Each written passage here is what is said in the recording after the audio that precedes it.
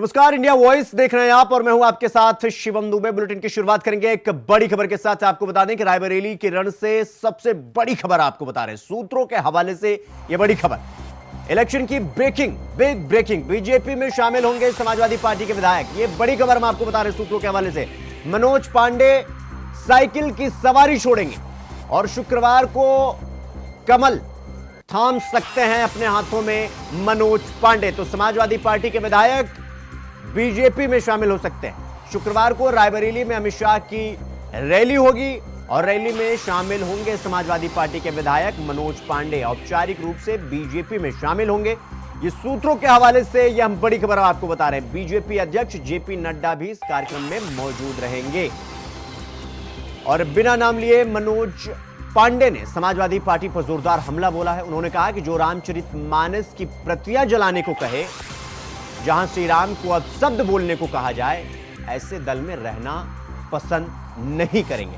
यानी कि मनोज पांडे ने एक तरीके से यह इशारा कर दिया कि अब वो समाजवादी पार्टी को अलविदा कहने जा रहे हैं। तो यह बड़ी खबर हम सूत्रों के हवाले से यह बता रहे हैं कि मनोज पांडे भारतीय जनता पार्टी का दामन थाम सकते हैं। मोदी सरकार की मनोज पांडे ने जमकर तारीफ भी की है।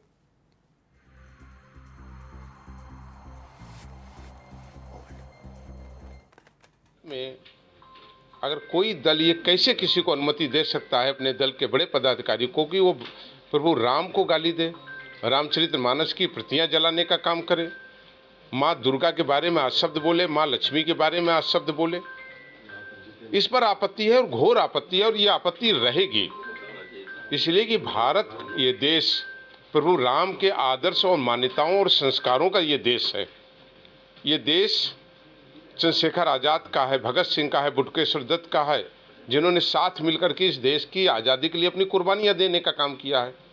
ये देश वीरांगना झलकारी बाई का है, उदा देवी का है। ये देश आचार्य महावीर प्रसाद द्विवेदी का देश है, माहेपाशी का देश है, वीरापाशी का देश है। इस देश में किसी भी व्यक्ति को किसी जात और धर्म के बारे में अपशब्द बोलने का अधिकार न भारत का संविधान देता है और न भारत का संस्कार देता है। इस पर हमारी आपत्ति थी, आपत्ति है।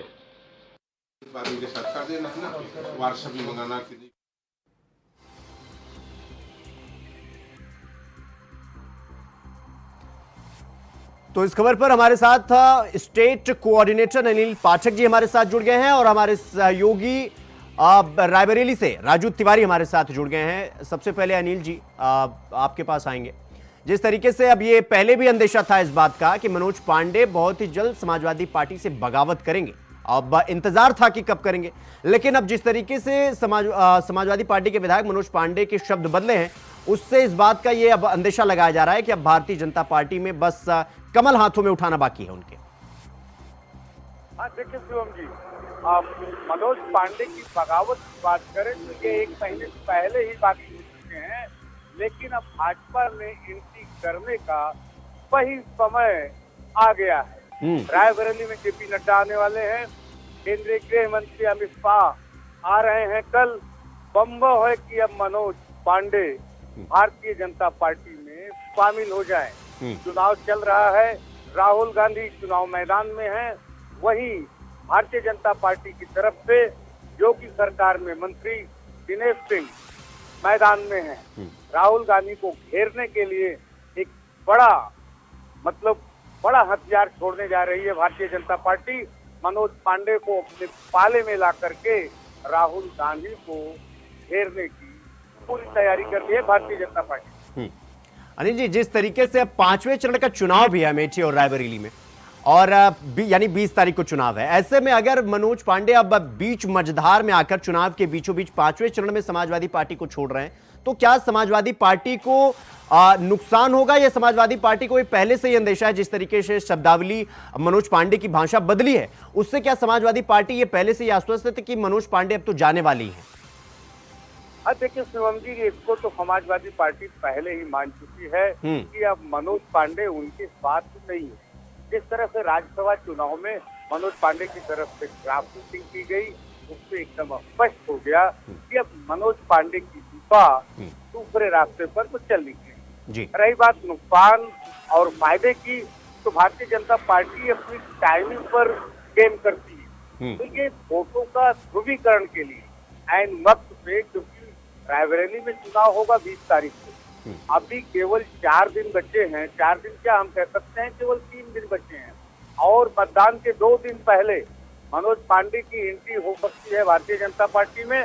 और ये ब्राह्मण मतों के ध्रुवीकरण के लिए एक हथियार के तौर पे इस्तेमाल किए जा रहे हैं मनोज पांडे, उनका प्रयोग किया जा रहा है। भारतीय जनता पार्टी अपने खेमे मिलाकर कर सकती है, ऐसा प्रयोग कर सकती है। बिल्कुल, ठीक है। अनिल जी, मैं आपके पास आ रहा हूं। राजू हमारे साथ जुड़ गए हैं। राजू जी, जिस तरीके से रायबरेली में आप जगह जगह जा भी रहे हैं और चुनावी समीकरण को समझ भी रहे हैं, ऐसे में गृह मंत्री अमित शाह आ रहे हैं और एक खबर अब ये कि मनोज पांडे, सूत्रों के हवाले से फिलहाल अभी ये खबर है कि मनोज पांडे भी भारतीय जनता पार्टी में कमल अपने हाथों में उठा सकते हैं। तो वहां के जमीनी हकीकत क्या है और किस तरीके से रायबरेली की चुनाव जा रहा है?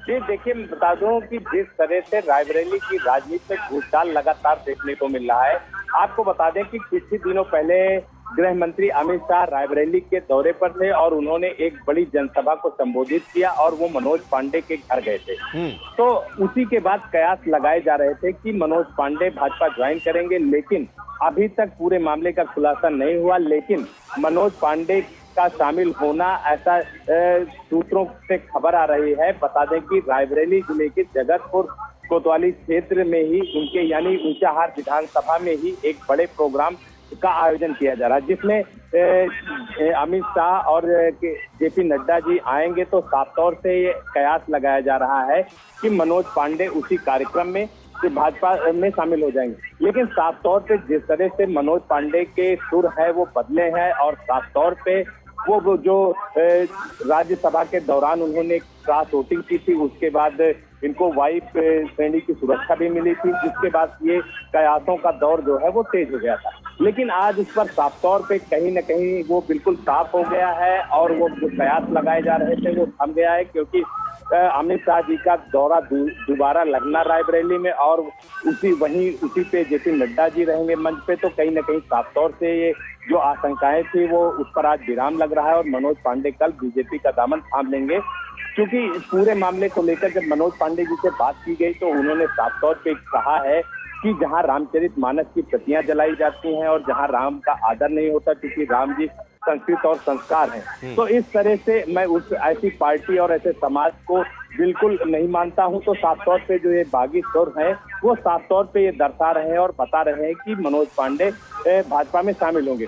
लेकिन आपको बता दें कि जिस तरह से यहाँ की राजनीति की बात है तो कहीं न कहीं ब्राह्मण मतदाताओं को रिझाने के लिए भारतीय जनता पार्टी की तरफ से मनोज पांडे को लाया जा रहा है। तो वहीं कांग्रेस की तरफ से प्रमोद तिवारी भी लगातार दौरा पर कर रहे हैं और वो नुक्कड़ सभाएं कर रहे हैं। तो साफ तौर पे देखा जा रहा है कि जो ब्राह्मण वोटर है उनको रिझाने के लिए और उनको साधने के लिए भारतीय जनता पार्टी और कांग्रेस दोनों के द्वारा एक बड़े हथियार के तौर पर ब्राह्मण बड़े चेहरों को लाया जा रहा है। लेकिन इस पर अब देखने वाली बात होगी कि रायबरेली के मतदाता किस नेता पर बड़ा भरोसा करते हैं, मनोज पांडे या प्रमोद तिवारी। तो साफ तौर से देखा जा रहा है कि जिस तरह से दोनों खेमे में हलचल देखने को मिले। और बात करें भारतीय जनता पार्टी की, तो भारतीय जनता पार्टी के बड़े नेता लगातार पहले से भी कह रहे हैं कि वो प्रतिष्ठा के तौर पर रायबरेली का चुनाव लड़ रहे हैं और यहाँ पर कमल खिलाने का प्रयास कर रहे हैं। वहीं कांग्रेस के खेमे से जो खबर आ रही है कि विरासत की सीट है और विरासत की सीट को लेकर कांग्रेस की भाजपा प्रयास कर रही है कि यहाँ पर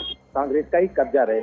और इसका अंदाजा लगाया जा सकता है कि प्रियंका गांधी स्टार प्रचारक है, वो साफ तौर पे डेरा डालकर रायबरेली में राहुल गांधी के लिए वोट मांग रही है और नुक्कड़ सभाएं कर रही हैं। तो ऐसे में साफ तौर पर रायबरेली की जो राजनीति है वो कहीं न कहीं साफ तौर पे देखने को मिल रही है कि यहाँ दोनों खेमों में काफी खींचातानी चल रही है और अपने प्रत्याशी को जिताने के लिए बड़े दिग्गज प्रयास कर रहे हैं।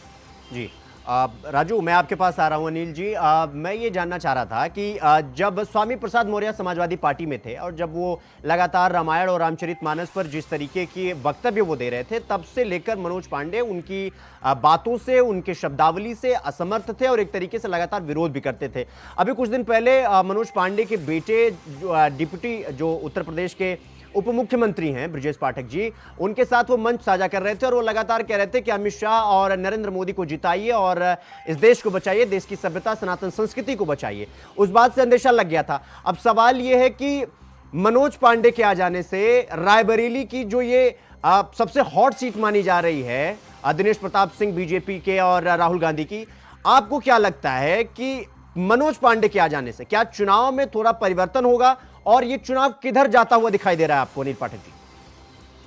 हाँ, देखिए, ये रायबरेली जो है वो कांग्रेस का गढ़ है। अब भारतीय जनता पार्टी चुनौती देना चाहती है राहुल गांधी जी।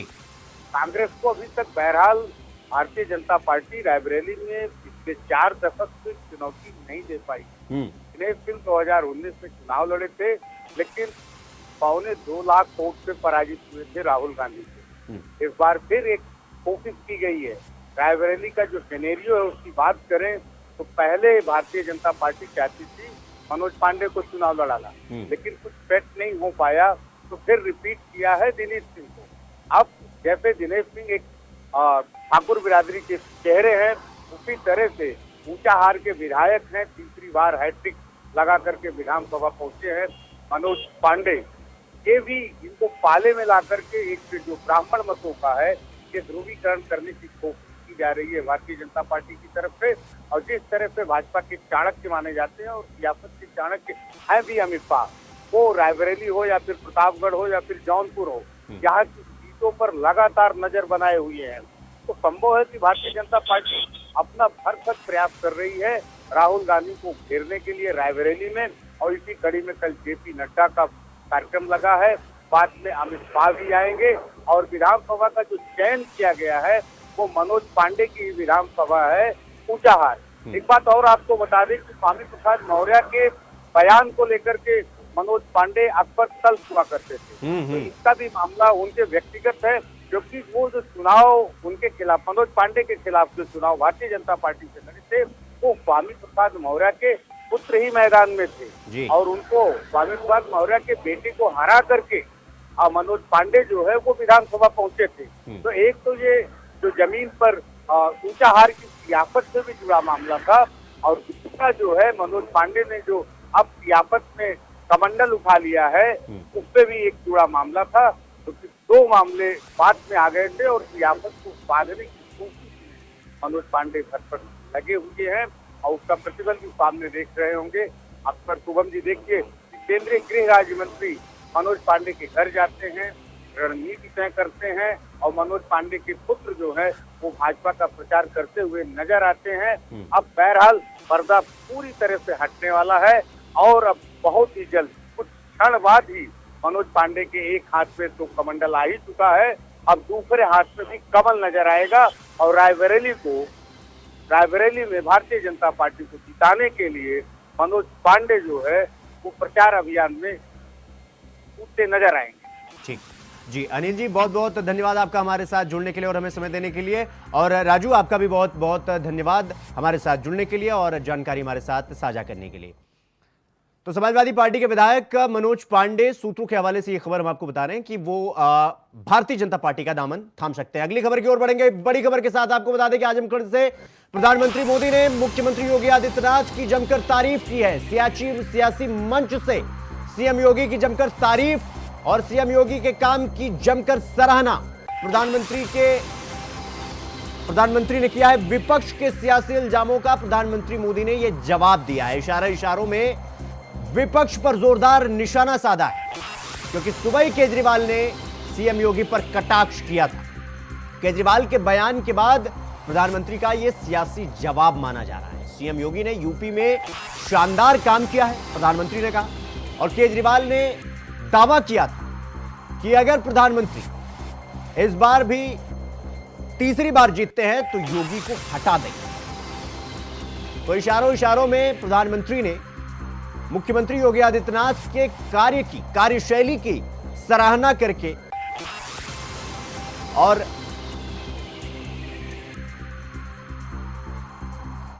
यूपी के शहजादे को इन कामों से पेट में क्यों दर्द होने लगता है।